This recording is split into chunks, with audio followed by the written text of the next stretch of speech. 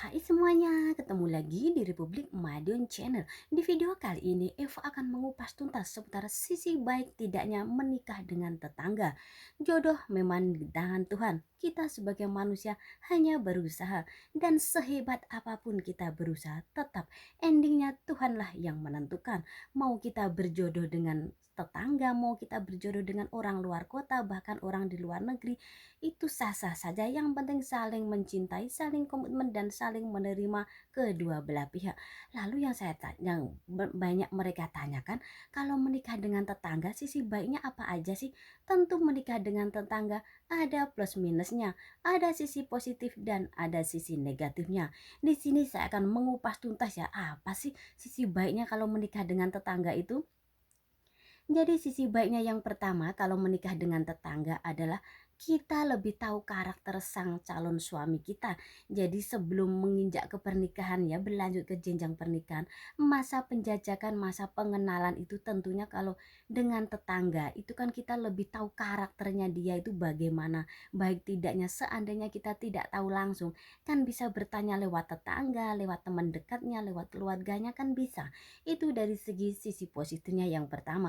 Lalu sisi positif yang kedua kalau menikahin tetangga itu apa ya? Sisi baiknya ya lebih bisa mengenal keluarganya si laki-laki ataupun si perempuan, karena mungkin satu kampung atau enggak jauh dari tempat tinggal kita, jadi bertetangga gitu ya. Kita kan lebih mengenal keluarganya calon pasangan. Mungkin yang pihak perempuan lebih mengenal keluarganya dari laki-laki kan karena bertetangga, jadi antara kedua belah pihak itu kan bertetangga, antara si A si B si C, jadi nggak jauh beda. Jadi kita lebih bisa mengenal keluarganya dia. Kalau keluarganya baik kita berpikirnya kan keluarganya semuanya baik, tentu anaknya pasti juga baik dong, adik-adiknya pasti baik dong, kita pasti berpikir ke arah situ. Lalu sisi baiknya yang ketiga apa sih? Kalau sisi baiknya yang ketiga kadang kita bisa saling mengunjungi karena kita bertetangga, namanya sudah jadi suami istri. Kalau namanya besannya atau mungkin kakak iparnya itu bertetangga nggak jauh dari tempat tinggal kita, tentunya kita bisa lebih sering mengunjungi, nggak harus sebulan sekali. Kalau jauh kan nunggu hari Minggu dulu, nunggu hari free-nya kita, mungkin seminggu sekali, sebulan sekali, atau 2 bulan sekali, atau bahkan 1 tahun 1 kali. Tetapi karena menikah dengan tetangga, mengunjungi kan lebih sering, mungkin bisa seminggu sekali, bahkan setiap hari bisa saling mengunjungi. Itu dari segi sisi positifnya. Dan yang keempat adalah sisi positif kalau menikah dengan tangga, sisi baiknya adalah lebih irit dari segi biaya.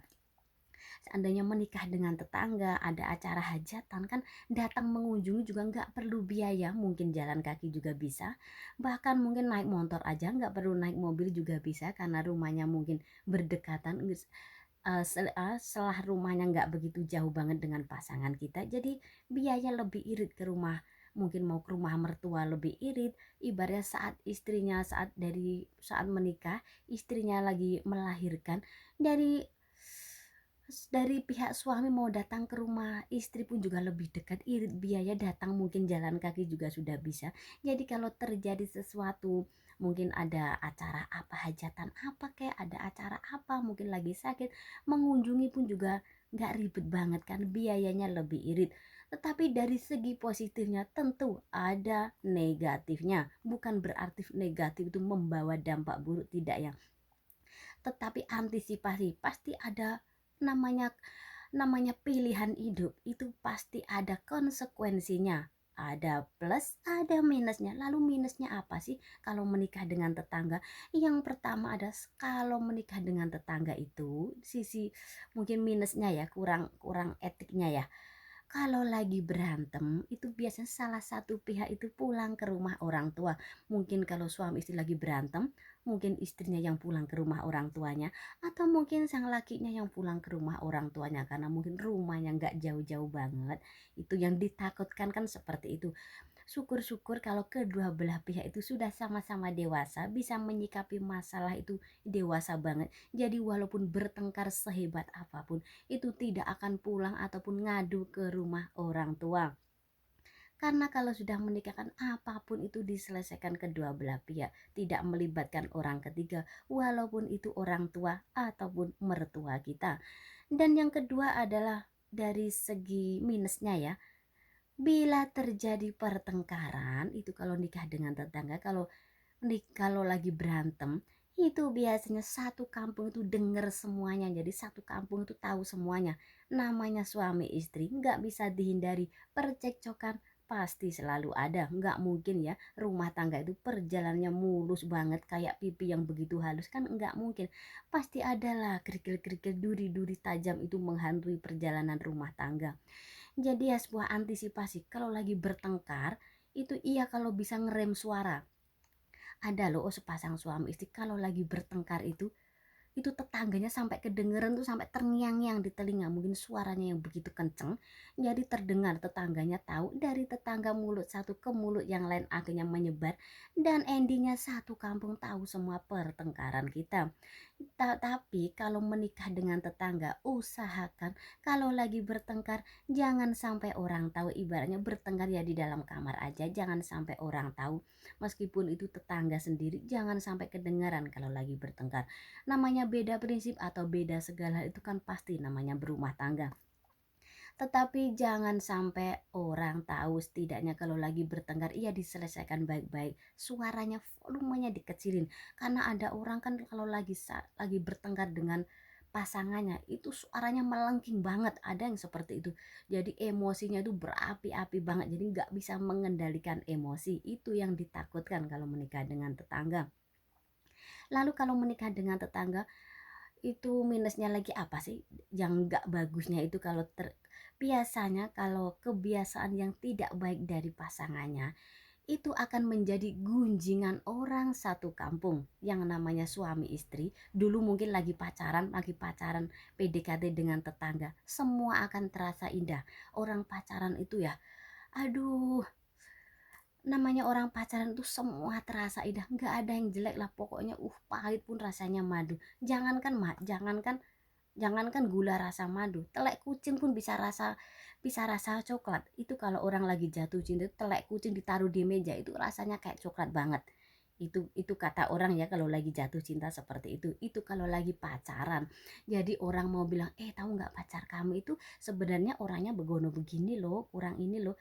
Tapi namanya sudah jatuh cinta, matanya itu sudah tertutup dengan bau-bau percintaan. Jadi ya semuanya lenyap begitu, semua terasa indah dunia itu. Tetapi kalau sudah memasuki area rumah tangga, sudah menikah, tentu semua kejelekan, semua hitam putihnya kehidupan suami istri pasti akan saling tahu. Mungkin kebiasaan suami kita yang tadinya kita nggak tahu jadi lebih tahu. Begitu sebaliknya, suami tadi melihat istrinya itu perfect banget, sempurna banget, tetapi setelah menikah ternyata kebiasaannya begini-begini. Dan endingnya pelan-pelan lambat laun pasti kebiasaan yang tidak baik itu kalau sampai kedengeran itu biasanya kalau syukur-syukur kalau nggak serumah dengan mertua. Kalau serumah dengan mertua, kebiasaan yang tidak baik itu akan mertua dengar, dan kalau mertua dengar itu biasanya diomongin ke tetangga, tetangga akhirnya menyebar ke satu kampung. Itu yang ditakutkan kalau menikah dengan tetangga itu. Lalu kalau menikah dengan tetangga itu apa aja sih minusnya? Dan sisi nggak baiknya kalau menikah dengan tetangga itu yang ditakutkan, bila terjadi perceraian itu malunya itu minta ampun, dan nanti nggak enak banget endingnya. Ibaratnya iya kalau perjalanan rumah tangga itu baik-baik saja, ibaratnya pertengkaran sedahsyat apapun itu bisa diatasi dengan kedua belah pihak, nggak sampai orang tahu, nggak terjadi iya kalau terjadi perceraian itu malunya itu minta ampun bener. Iya kalau selisih rumahnya itu agak jauh. Lah kalau selisihnya itu cuma 3 rumah atau 4 rumah kan berdekatan. Kalau cerai terus nanti ketemu di jalan kan mau nyapa juga nggak enak.